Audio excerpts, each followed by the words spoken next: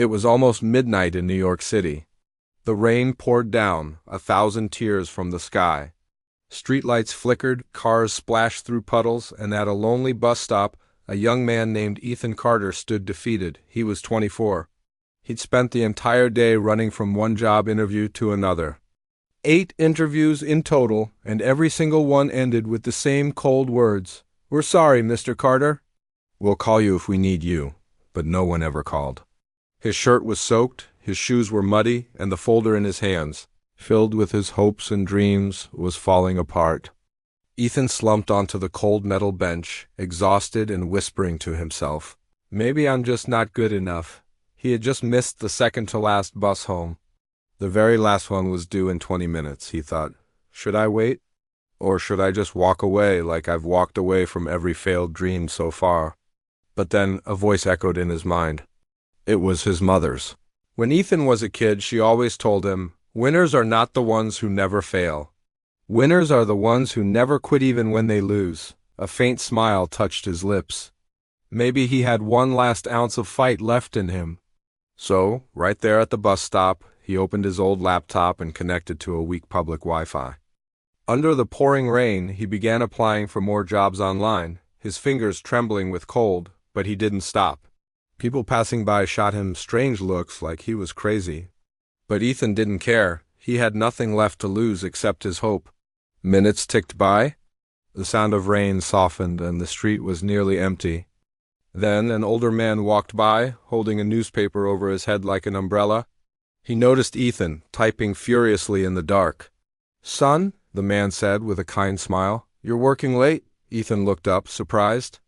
"Trying to get a job, sir," the man chuckled. "At midnight?" "That's rare," Ethan laughed nervously. "I've been rejected everywhere today. But maybe tonight I'll find someone who will give me a chance." The man nodded, impressed by his spirit. "Let me see your resume," he said casually. Ethan hesitated for just a second before handing it over. The man studied it, then his eyebrows shot up. "You applied to my company last week." Ethan blinked. "Your company?" "Yes," the man said, smiling warmly. "I'm Daniel Briggs, the HR director at Silverline Technologies." "I remember your name." Ethan's heart nearly stopped. The man continued, "You didn't make it to the second round, but I like your determination.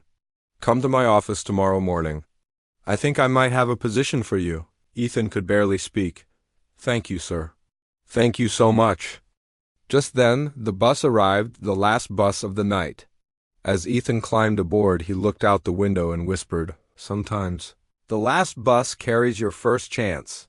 The next morning, Ethan arrived at Silverline Technologies, wearing his cleanest shirt and the brightest smile of his life. By the end of the interview, Mr. Briggs shook his hand and said, "Welcome to the team."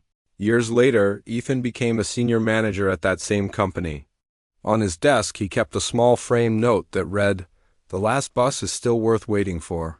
Whenever new employees came to him, worried about their future or frustrated after a failure, Ethan would tell them his story.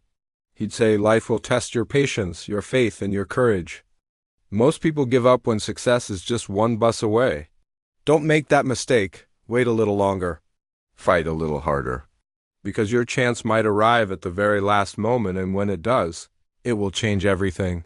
And somewhere, on rainy nights, when the streets are quiet and dreams feel distant, perhaps another young person sits at a lonely bus stop, wondering if it's worth waiting. And if they do, maybe the universe is already sending their last bus their way. Thanks for watching. If this story resonated with you, please hit that like button and subscribe for more inspiration. See you next time.